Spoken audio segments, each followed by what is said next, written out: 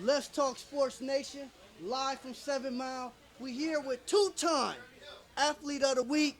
Somehow we keep running into you, brother. Every big game, you somehow need happen to be playing in it.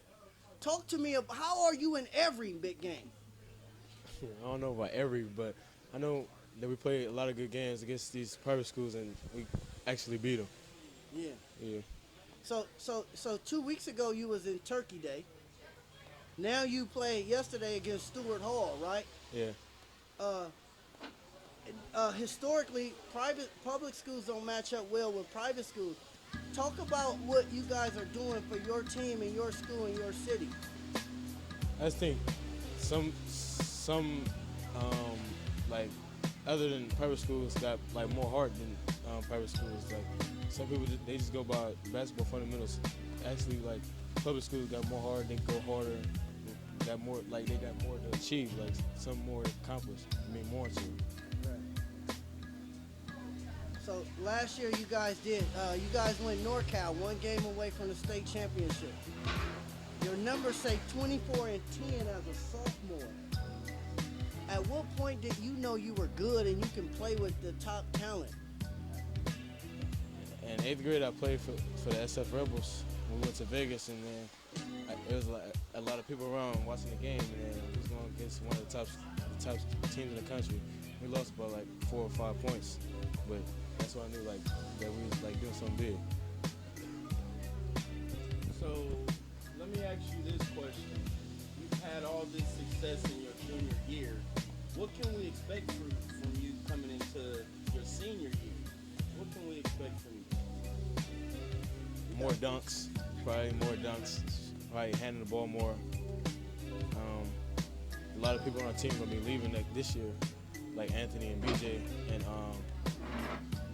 Alfonso and Lavertis. Just me and Jamie, another shooting guard.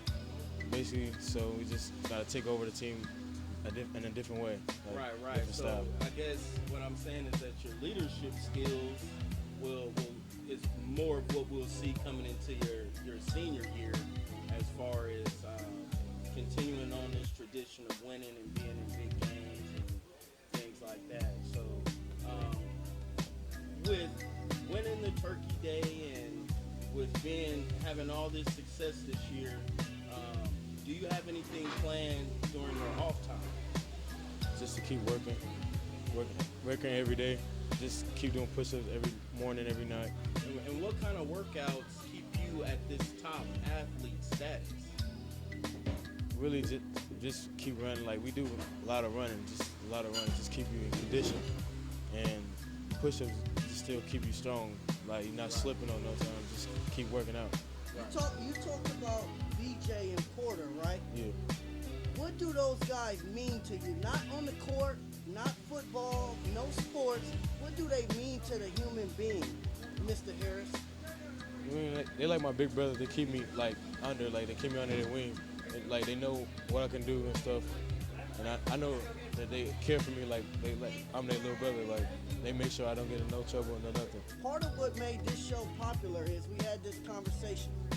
Greatest athlete in San Francisco. Now, does it give you the goosebumps? I'm looking at your resume now. That your name may soon be mentioned in the conversation. I'm throwing it out there now. Does it give you the goosebumps? Yeah. Okay, I give you a good point. I'm not like used to like everybody coming and saying hi. Like you one of the players, like one of the best players in San Francisco or something like that. Like it's just like something I like to do. Right. So who are some guys you look to for inspiration? I look to Malik Wade and like my big sister and like people that's close to me, like my uncles and stuff. Like they like keep me in control and like keep me in like good environment. Like to stay out of trouble and don't be in the streets and stuff. Like stay in the gym, working out and stuff like that. And I wanted to know, as a superb two-sport athlete, if nobody has ever watched you play before, and you played football and basketball, who could you compare your game on the court and on the field to? Who would you say is someone that your game is patterned after? football or basketball? As Both. both. I mean, you the man right now in two sports. Everybody talking about you. So I just Right. want to know, if I've never seen you play before, and I wanted to know what to expect from you, who could I look at that's already playing in the pros that you could say that your game is similar to? I'll say I play like Paul George. Like I like that. Paul George. Like that's my favorite player. I try to play like him. Okay. In football, I go Cam Newton. Yeah. Like the Okay. guy that I Cam see. Newton. I see both. Right. I see both. Me too. I see I both. see it too. I see. Now you got us going now because now you just said Cam Newton, right? So let's just go back to Turkey Day, right? You had a few struggles. You threw a few picks, right? Yeah. But what is it about you and your heart that willed your team to win? You never gave up. Yeah, that's everybody. Keep telling them, like, never give up. Game not over. We still got time on the clock. I know a lot of people say that dude scored a 2-point conversion. Right. Yeah, and like the refs cheated him or whatever. But it happened. Like that's the call. Like everybody, we still gonna try to score at least to the last minute, second, 30 seconds. Nobody knows whatever happened in the last 30 seconds. So hold on. See, Q, you wasn't there. I was there. I wasn't there. We got the footage. Before we ever look at the footage, did the guy come down, Natale, did he come down with the ball inbounds? I think he stepped out before he caught the ball. Before, like he was out of bounds, and then he fell in the end zone. And then they caught a touchdown. So Okay, the next play, which was a 2-point conversion, did Lee cross the plane? Be honest, not the I don't mission. think he did. I don't think he did. He said I don't think because I seen Anthony grab him, and then everybody else started like hitting him before he stuck out the ball. And he stuck out the ball. It's 2 lines that was at the touchdown. Like it was another line at the touchdown line. I guess that's the first line they thought there was a touchdown, but I didn't see it like get in. Okay, who's the best athlete in San Francisco right now? Mission. No, the best athlete. Mission. Wow. Wait. So you went to Kansas over what was it, the summertime? Yeah, summer. And you played with some of the top players in the country.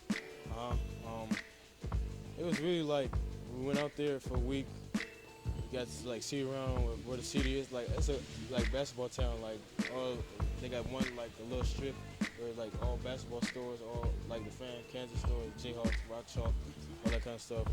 And then like there was a lot of people like it was a lot of diversity of people that was there. Like it was like some people that came from Mexico, some people that came from Canada and stuff like that. A lot of people was dunking. I was like basically going like to the hoop, like going fast breaks and stuff, like controlling the ball.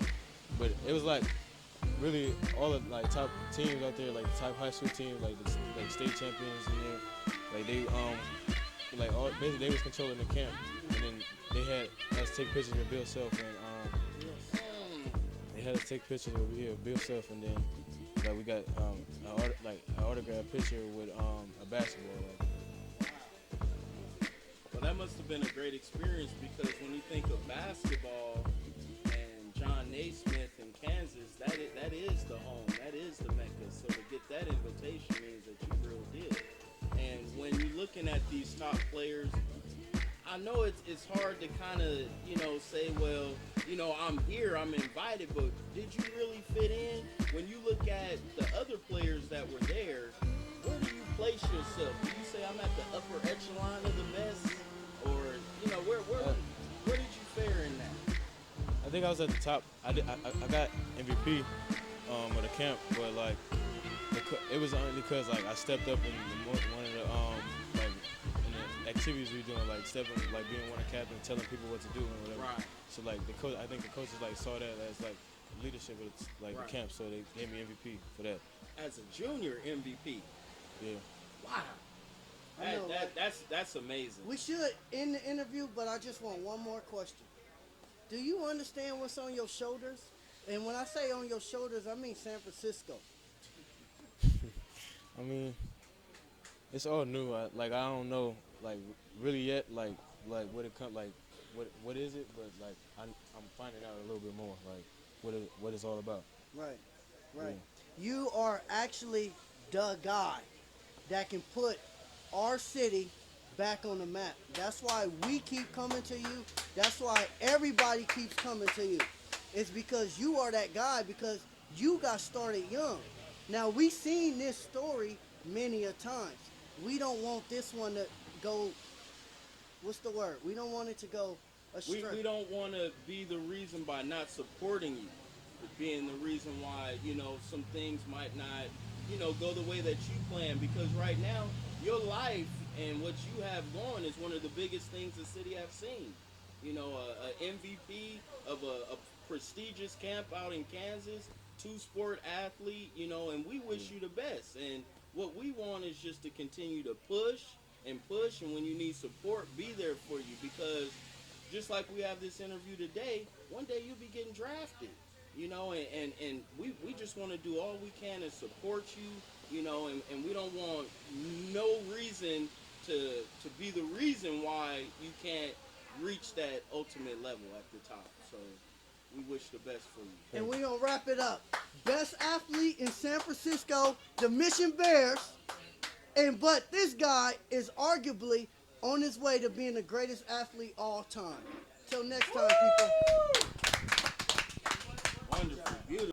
Invest in your neighborhood. Invest in your neighborhood. Invest in your neighborhood. The government's not.